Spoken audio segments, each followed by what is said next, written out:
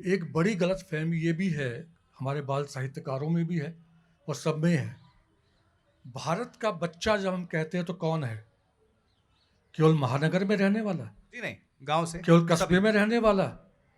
हमारा बालक वो भी है जो जंगलों में रह रहा है, वो भी है जो आदिवासी इलाकों में रह रहा है, वो भी है जिसके पास जिसकी जिन के बारे में क्षमा बात कर रही थी।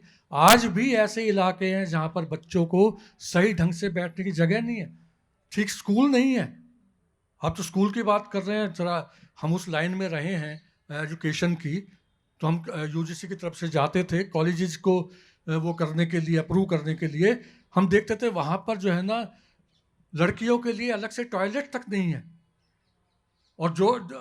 ये जबरन हमको कहा जाता था किस तरह से इसको अप्रूव तो कर दीजिए। तो जी, तो बहुत सारी ये इस गलतफहमी मत रही है कि आज के बच्चों को बहुत सुविधाएं मिल गई है।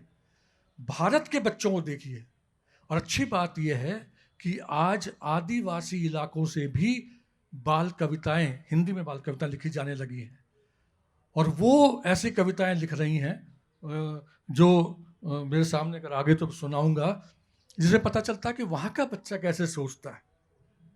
मुश्किल क्या है कि हमारे बाल साहित्यकार ज़्यादातर एक खास जगह रह करके ही सब कुछ लिख लेना चाहते हैं। पहले की तरह से जिस समय का हम वर्णन करते थे, भक्ति काल का, वो पता नहीं कहाँ कहाँ जाते थे और अनुभव लेते थे। तो आज अब जैसे मैं मान लीजिए एक कविता आपके सामने रखता हूँ, कविता की मुझे बात लगता की। है कि सेशन के लिए और समय देना चाहिए था, लेकिन हमारे पास सिर्फ 3 मिनट का वक्त है। हाँ, कोई बात नहीं। जैसे आज भी ऐसा परिदृश्य है जो इस कविता में आया है, और ये कविता है आज के उभरते हुए बहुत अच्छे कवि की, प्रदीप शुक्ल है उनका नाम। गुल्लू का कंप्यूटर। आप जो यहाँ महानगर में बैठे हैं उनको ये विचित्र लगेगी, लेकिन जहाँ से ये कविता आई है वहाँ की मानसिकता देखिए। गुल्लू का कंप्यूटर आया, पूरा गांव देख मुस्काया। दादी के चेहरे पर लाली, ले आई पूजा की थाली। गुल्लू सबको बता रहा है, लाइट कनेक्शन सता रहा है। माउस उठाकर छुटकू भागा, अभी अभी था नींद से जागा। अंकल ने सब तार लगाए, गुल्लू को कुछ समझ ना आए। कंप्यूटर तो हो गया चालू, ना स्क्रीन छुओ मत चालू। जिसे खोजना हो अब तुमको, गूगल में डालो तुम उसको। जिसे खोजना हो अब तुमको, गूगल में डालो तुम उसको। कक्का कहें चबाकर लैया, मेरी भैंस खोज दो भैया। ये कौन लिखेगा? इस महानगर में रहने वाला बाल साहित्यकार नहीं लिख सकता ये चीज। ये प्रदीप शुक्ल लिख सकते हैं जो उस तरह के इलाके में रह रहे हैं। और आपको और मैं बहुत सारी चीजें, अब आप देखिए, बच्चे को 1891 में जोगिंदर सरकार की पहली किताब आई थी, हंसी और खेला, बंगाली महोदय जानते होंगे।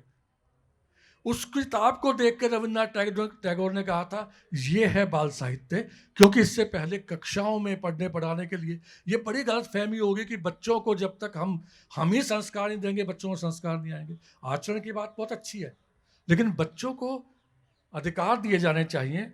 एक कविता है, जी करता है मम्मी से सवाल है, ये आज की कविता कहेगी।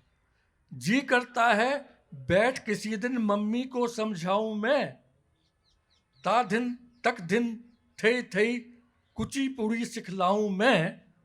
जो भी बढ़िया काम करूं मैं, उसमें खोट दिखाती है, मेरी रुचियां मेरे शौक सब में टांग अड़ाती है। ये आज की बाल कविता ये है। कोई कहता गांधी बनना, कोई कहे कलाम, सब मुझसे कहते हैं करना भगत सिंह सा काम। ये सारे तो महापुरुष हैं, गुण इनके सब ग्रहण करूंगा, लेकिन मेरी सोच है अपनी, खुद अपनी पहचान बनूंगा। आज का बाल साहित्य सच्चा ये सिखाता है।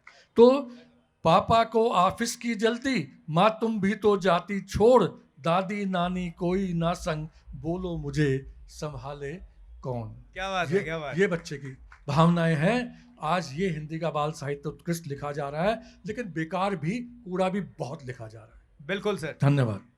देविक रमेश जी के लिए जोरदार तालियां।